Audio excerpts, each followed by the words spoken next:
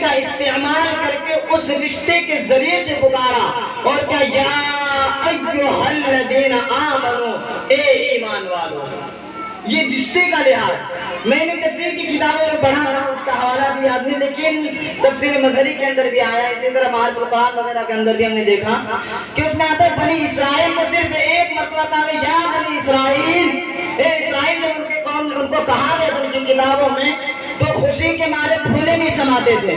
لیکن قربان جاؤ اس آقائے مدنی پر جس کے صدقے دوپہر میں جس کے امتی ہم اور آپ ہیں، ہم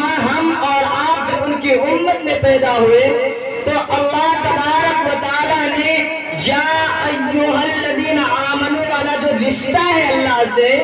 اس رشتے کا اظہار 1 2 3 4 نہیں بلکہ پورے 88 مرتبہ اللہ تبارک و تعالیٰ نے یا ایھا الذین آمنو، یا ایھا الذین آمنو کے کر پکارا ہے۔ تو اللہ تبارک و تعالیٰ اپنے پیار کا اظہار کر رہے ہیں، تو ہمیں بھی چاہیے کہ ہم بھی اللہ کے احکام پر پورا عمل کر کے اللہ سے پیار کا اظہار کریں۔ آگے دیکھیں،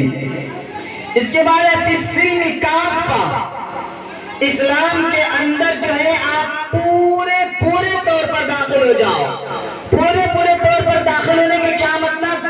اب بھی ڈکشنری میں بات یہ علمی کروں گا، لیکن اللہ کرے آپ کو سمجھ میں آ جائے، کیونکہ میں لہجہ عوامی اختیار کر رہا ہوں۔ کفہ یکفو کے معنی آتا ہے روکنا۔ تو اسلام لانے کے بعد، مسلمان ہونے کے بعد ہمارے اور آپ کا عالم یہ ہونا چاہیے کہ ہم تمام بدعات و خرافات، تمام برائیوں اور سیئات، اسی طرح تمام گناہوں اور معاصی سے اپنے آپ کو روک لیں۔ اس لیے یا ایھا الذین آمنوا ادخلوا فی السلم کافہ،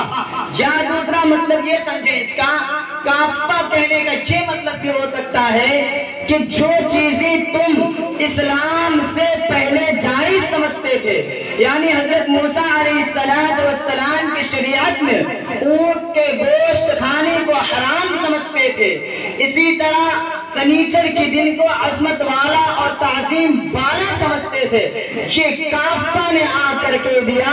کہ اب بھی تم یہ نہ سمجھو کہ اونٹ کا گوشت کھانا حرام ہے، یعنی حرام سمجھنے سے آپ اپنے آپ کو روک لیں۔ اسی لیے یا ایھا الذین آمنوا ادخلوا فی السلم کافہ کا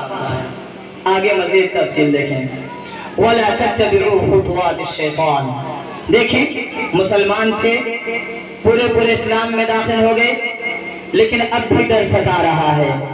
کیونکہ شیطان نے وعدہ کر رکھا ہے نا کہ ہمیں ڈھیل دیجیے کہ ہم آپ کے بندوں کو بہکاتے رہیں، یہ شیطان نے وعدہ کر رکھا ہے، اس لیے ڈر ستا رہا ہے۔ ایمان والے تھے، ایمان والا خطاب کیا، پورے اسلام میں داخل ہو گئے، جی ہاں اسلام میں پورے داخل ہو گئے، لیکن شیطان اب بھی پیچھا نہیں چھوڑے گا، شیطان اب بھی بہکائے گا۔ اللہ کہتے ہیں وَلَا تَتَّبِعُوا خُطُوَاتِ الشَّيْطَانِ، تم شیطان کے نقش قدم پر نہ چلو، تم شیطان کے نقش قدم پر نہ چلو۔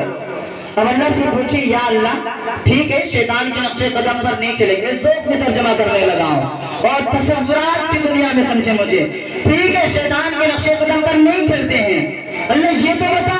اس کا فائدہ کیا ہوگا، اس کا بینیفٹ میں کیا ملے گا، اللہ یہ تو بتا۔ اللہ تبارک و تعالیٰ نے جو یہاں یہ کہا پہلے ایمان میں سے اسلام میں داخل ہو جاؤ، پورے طور پر داخل ہو جاؤ، پھر ساتھ میں یہ بھی کہا وَلَا تَتَّبِعُوا خُطُوَاتِ الشَّيْطَانِ، کہ شیطان کے نقش قدم پر نہ چلو۔ تو اس کا ریزن کیا ہے، اس کی وجہ اور اس کا کارن کیا ہے؟ اللہ تبارک و تعالیٰ نے یہ بھی کہا بھیا تم شیطان کے نقش قدم پر اس لیے نہ چلو اِنَّهُ لَكُمْ عَدُوٌّ مُّبِينٌ، اس لیے کہ شیطان تمہارا کھلا دشمن ہے، اور ظاہر سی بات ہے جو کھلا دشمن ہے وہ آپ کا کبھی بھلا نہیں چاہ سکتا، کبھی بھی چاہے گا تو آپ کا برا ہی چاہے گا۔ بہرکیف میں بس مختصر سا وقت لے رہا ہوں، اخیر میں اور آگے چلیں۔ یہ میں نے اس آیت کو یا ایھا الذین آمنوا ادخلوا فی السلم کافہ والے